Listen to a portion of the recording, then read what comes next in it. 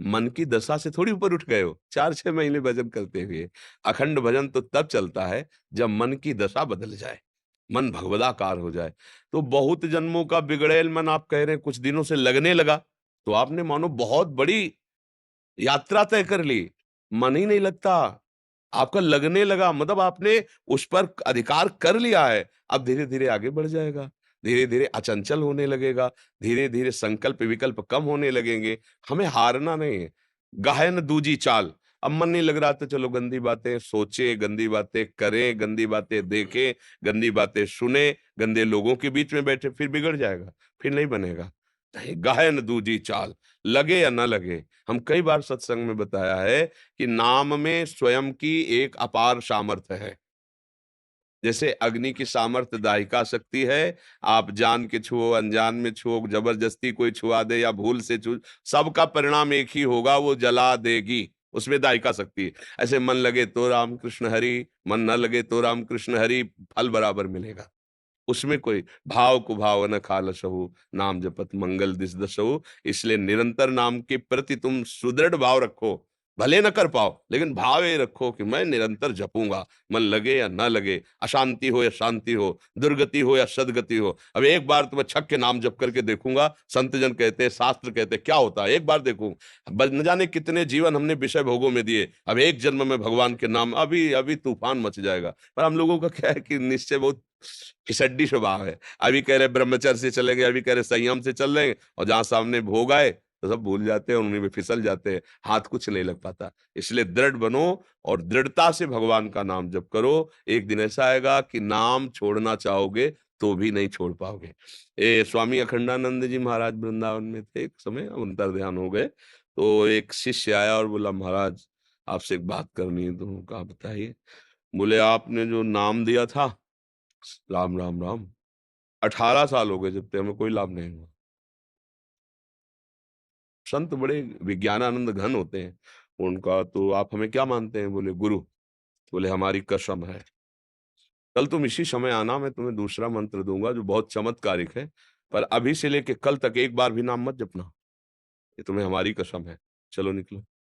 और वो जी ही बार तो पूर्वाभ्यास, अब गुरु की कसम, वो सीढ़ी नहीं उतर पाए, लौट के आके रो के चरणों में गिरे, महाराज जी कसम तोड़ दीजिए, मैं जी नहीं पाऊंगा, नाम को रोक नहीं पाऊंगा। बोले ये मिला है, 18 साल से जो कह रहे हैं कि मुझे क्या मिला, तो ये मिला है कि तुम भगवान के नाम के बिना जी नहीं सकते। अब तुम्हारी सदगति में कोई संशय थोड़ी, निश्चित निश्चित तुम्हारे समस्त अशुभ नष्ट होकर तुम्हें भगवदानंद की प्राप्ति होगी।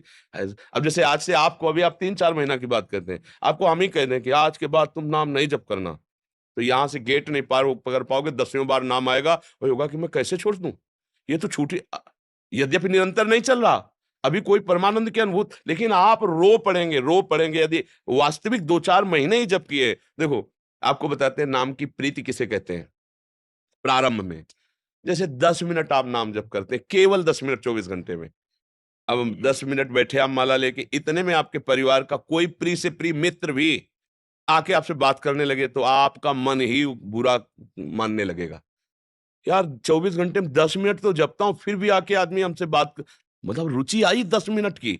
पकड़ो, अगर 10 मिनट की उसको रुचि आ गई तो 24 घंटे पहुंचाने में देर नहीं लगेगी, क्योंकि शुरू हो गया ना चलना, पहले तो लगता ही नहीं है, शुरू हो गया। इसलिए घबराओ मत, भगवान बहुत कृपालु है और उनसे ज्यादा कृपालु उनका नाम है।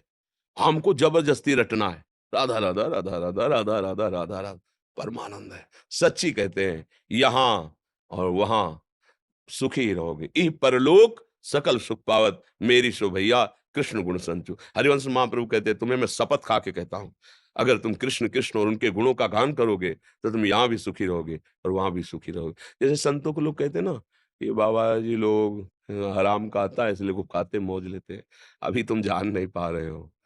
अगर आप आकर के देखो तो आपको पता चलेगा कि ये संत मार्ग कितना कठिन मार्ग है, क्योंकि इसमें बाहर से चोट तो दिखाई नहीं दे रही ना, अंदर प्रतिपल चोट है जिसे तुम जान ही नहीं सकते।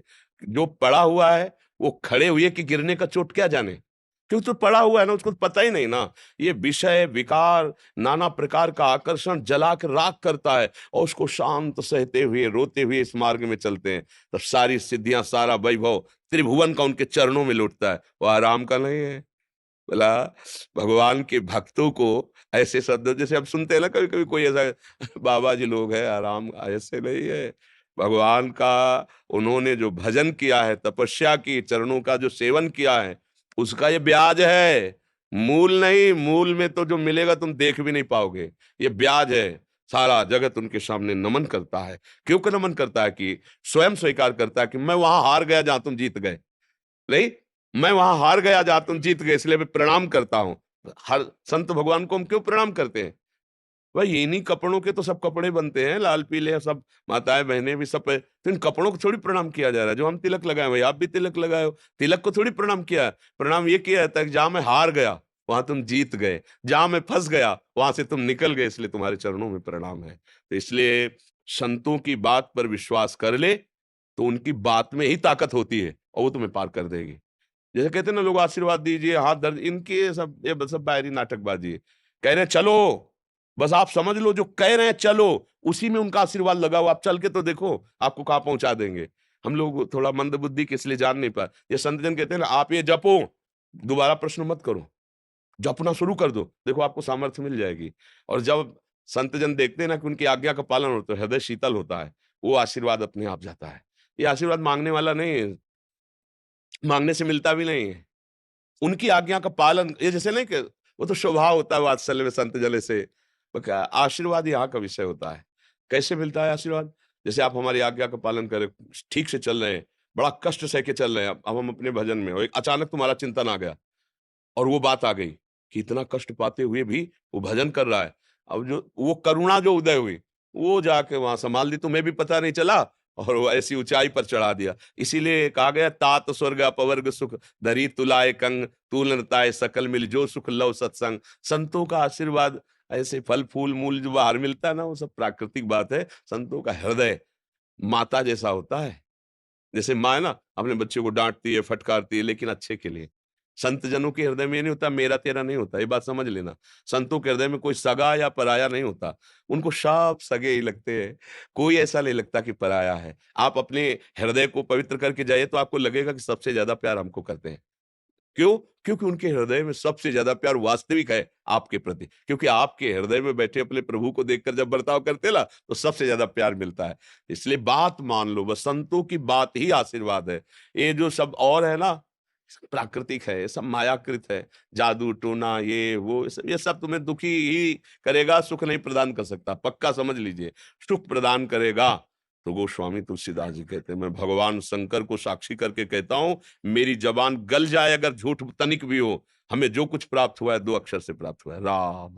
गोस्वामी जी कहते हैं जितने भी संत हुए हैं, बड़े बड़े भागवतिक वैभव, सब भगवान के नाम से। तो आप क्यों नहीं जप सकते? आप में क्या कमी है? आप भी तो भगवान के वही अंश हैं जो वो संत अंश हैं, वही अंश हैं आप निरंतर जपे तो उसी स्थिति को आप प्राप्त हो जाएंगे। और आप सच्ची मानो, अभी आपको एक सुई आपकी जानकारी में चुभ होना चाहे तो आप भयभीत हो जाएंगे। और अचानक घटना में कुछ लग जाता है तो देखो सह नहीं जाते, हाथ टूट जाता है, हाथ कट जाता है, आप सह जाते हैं। सोचो इतना कष्ट सह जाते हो, और ये काम क्रोध आदि आपको जरा सा लुभायमान करते हैं, उसको आप क्यों नहीं सह जाते हो? क्योंकि आपने सहने की बात ही नहीं सोची है, आपने भोगने की बात सोची, इसलिए फिसल जाते हो। नहीं, आप में इतनी सामर्थ्य है कि आपको कोई परास्त नहीं कर सकता। सच्ची बात मानना। अच्छा, जैसे आपको जेल मिल गई, अब आपको वहां अनुकूलता तो मिलती नहीं, लेकिन जीते हो ना, तो बोले मन मार के जीना पड़ता है ना। हाँ, ऐसे तुम यहां अगर मन मार के जीना सीख जाओ तो तुम महात्मा हो जाओगे, नहीं हो जाओगे? अच्छा, जैसे किसी को जेल मिलती है, एक छोटी सी सेल होती है, छोटी सैया, साधारण कपड़े, साधारण भोजन, और अगर वो आप जीवन यहाँ जी के राम राम कृष्ण कृष्ण हरि हरि राधा राधा, तो आप गृहस्थी में रहते हुए बहुत बड़े महात्मा हो जाओगे, अगर वहां की बात समझ लो। लेकिन जीव की समझ ठीक ले, जब वहां जाता है तो उसके होश खराब हो जाते हैं। अब प्रभु से संबंध नहीं, विषयों से संबंध, विषय छिन गए, स्वतंत्रता छिन गई, अब यही जेल है। आप जीवन इधर भोगता है, परिणाम में नरक फिर उधर भोगता है। इसलिए यहीं सुधर जाओ। यहाँ तुम्हें कोई गाली दे, सह जाओ, अपमान करे, सह जाओ। वहां वहां डंडा चलेगा तो भी कोई सहयोगी नहीं तुम्हारा। समझो, यही मान लो, मैं माया की जेल में हूं, अब मुझे इसे मुक्त होना है। अभी महात्मा बन जाओ। महात्मा का मतलब होता है अच्छे विचार, अच्छे आचरण, अच्छा भाव, अभी आ जाएगा। अब अपने लोग ये तो सोचते नहीं, हमें सुख भोगना चाहे दूसरे को काटना पड़े, बस यहीं से पापाचरण शुरू हो जाता है, यहीं से गंदी बात शुरू हो जाती है, यही दुर्गति का कारण हो जाता है।